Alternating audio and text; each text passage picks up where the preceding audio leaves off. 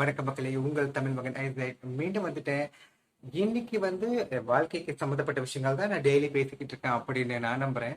என் கூடவே இது வரைக்கும் எனக்கு பயணம் செஞ்ச உங்கள் அனைவருக்கும் என்னுடைய மனமார்ந்த நன்றி. முக்கியமா நான் ஒரு விஷயத்த சொல்ல கடமைப்பட்டிருக்கேன். தயவு செஞ்சு வெளியே போனீங்கன்னா உங்க மாஸ்க் போடுங்க. வீட்டுக்கு வந்ததும் கைகளை கழுவுங்க. ஹேண்ட் சானிடைசர் யூஸ் பண்ணி கூட உங்க கைகளை கழுவலாம். ரன்னிங் வாட்டர்லயும் உங்க கைகளை கழுவலாம். முக்கியமா வெளியே போனீங்களா சோசியல் டிஸ்டன்சிங்கை நீங்க எல்லாரும் மெயின்டைன் பண்ணும். கொரோனா வைரஸ் தாக்கத்துல இருந்து நம்ம எல்லாரும் சீக்கிரம் மீண்டு வரணும்னு நான் கடவுளை பிரார்த்திக்கிறேன். இன்னைக்கு நான் ஒரு முக்கியமான விஷயத்தை பத்தி தான் பேசலாம்னு முடிவு பண்ணிருக்கேன். இந்த இன்ஃபீரியாரிட்டி காம்ப்ளெக்ஸ் அப்படின்னு சொல்லுவாங்க, தாழ்வு மனப்பான்மை. இங்க எத்தனை பேருக்கு தாழ்வு மனப்பான்மை இருக்கு? அதை எத்தனை பேர் நீங்க ஒத்துக்க போறீங்க? சில பேர் சொல்லுவாங்க நம்மளுக்கு எல்லாருமே ஈக்குவலா பிறக்கல. பிறந்த ஒவ்வொருத்தருக்கும் தனிப்பட்ட ஒரு திறமை இருக்குங்கிறத எத்தனை பேர் நம்புறீங்க? ஆனா என்னைக்குமே நம்ம அந்த கம்பேரிசன் பண்ணுவோம். நம்ம கூட பிறந்தவங்க கிட்ட ஆரம்பிச்சு நம்மளுக்கு தெரிஞ்ச ஃப்ரெண்ட்ஸ் கூடயும் நம்ம லைஃப் கம்பேர் பண்ண ஆரம்பிப்போம். இவங்க நல்லா இருக்காங்க, அவங்க நல்லா இருக்காங்க, நான் ஒரு அளவுக்கு தான் எவரேஜா இருக்கேன், இல்ல நான் ரொம்ப கஷ்டப்படுறேன் அப்படின்னு சொல்லிட்டு கம்பேரிஷன் வாழ்க்கை போயிட்டே இருக்கும். அதுதாங்க தாழ்வு மனப்பான்மை. ஒரு விஷயம் மட்டும் புரிஞ்சுக்கோங்க, இந்த பூமியில பிறந்த எல்லாருக்குமே ஈக்குவலி பிரச்சனை இருக்கு. என்ன ஒண்ணு, அதோட வீரியம் குறைவா இருக்கலாம், ஒரு சைடு வீரியம் கூட இருக்கலாம். அதாவது அந்த பிரச்சனையோட வெயிட்டேஜ் அப்படின்னு சொல்லலாம். அவங்களுக்கு பெரிய பிரச்சனை இருக்கலாம், நம்மளுக்கு ஒரு சின்ன பிரச்சனை இருக்கலாம். எல்லாருமே never born with silver spoon. அதை நம்ம புரிஞ்சுக்கணும்.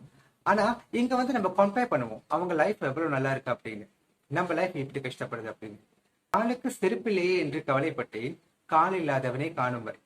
அதாவது எனக்கு காலுக்கு செருப்பு இல்லைன்னு நான் கவலைப்பட்டேன், ஆனா காலே இல்லாம நிறைய பேர் வாழ்றாங்கிறது தான் வாழ்க்கை.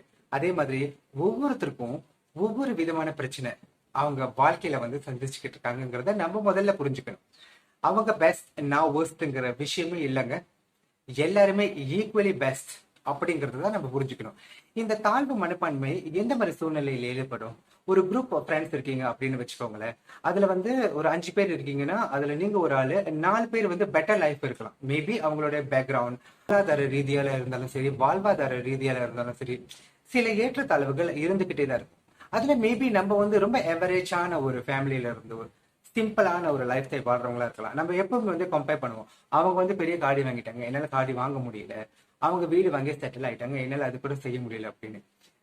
லைஃப்ல ஏற்றத்தாழ்வு இருந்துகிட்டு தாங்க இருக்குங்க. நீங்க ஏன் உங்களையே நீங்க குறைச்சி மதிப்பிடுறீங்க? உங்களுடைய ஒர்த் உங்க ஃபேமிலிஸ்க்கு தெரியும், உங்களோட கூட பழகினவங்களுக்கு தெரியும், உங்களோட பெஸ்ட் ஃப்ரெண்ட்ஸ்க்கு தெரியுமே. அதுதானே இம்பார்ட்டன்ட். நீங்க இப்ப நீங்க பாத்தீங்கன்னா நம்மளுக்கு என்ன நினைப்போம்னா, ஓ அவங்க பெஸ்டா இருக்காங்க, நம்மளால பெஸ்ட் கொடுக்க முடியல அப்படின்னு. அப்படிலாம் எதுவுமே இல்லைங்க.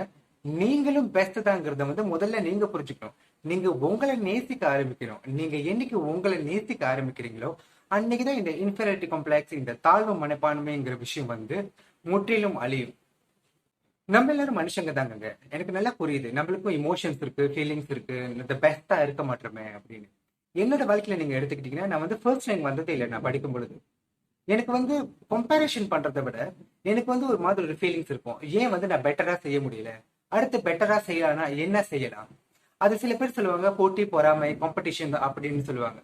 ஆனா நீங்களா முன் உங்களை சரி செய்யும் பொழுது அது போட்டி பொறாமையா எப்படி ஆகும்?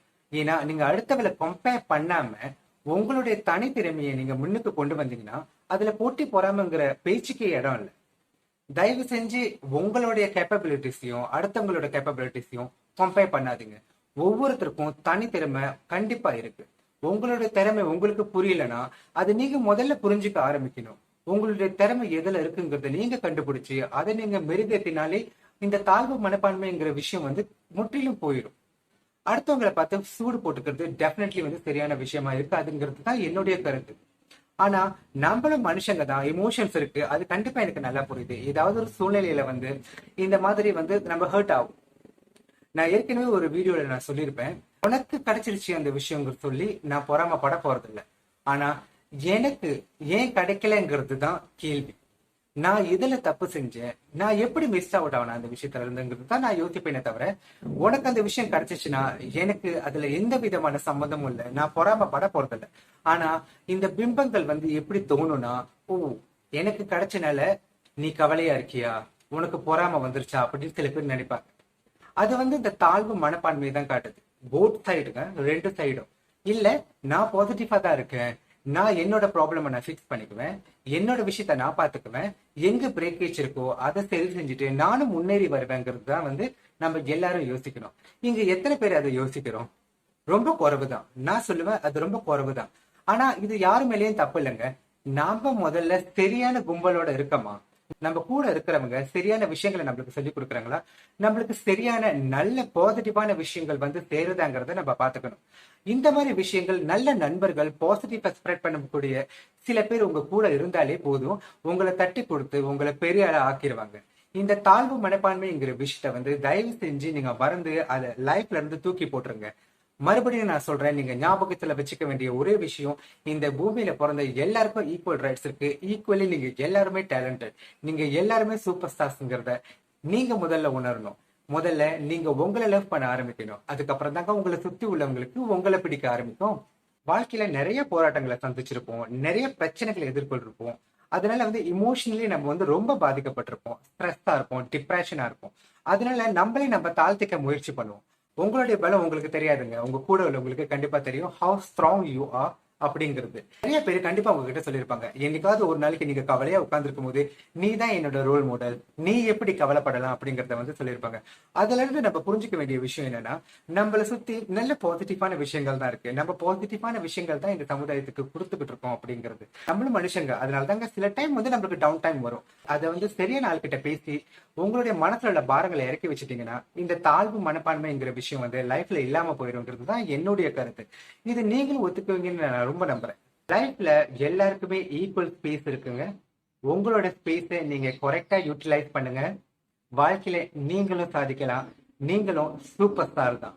ரிமெம்பர், உங்களை முதல்ல நீங்க நேசிக்க ஆரம்பிங்க. அதுக்கப்புறம் இந்த சொசைட்டி, உங்களை சுத்தி இருக்கிறவங்க எல்லாரும் உங்களை நேசிக்க ஆரம்பிப்பாங்க. நீங்களும் சாதனையாளர் தாங்க. அடுத்து ஒரு நல்ல டாபிக்ல சந்திக்கும் வரை உங்களிடமிருந்து விடைபெறுவது தமிழ் மகன். நன்றி.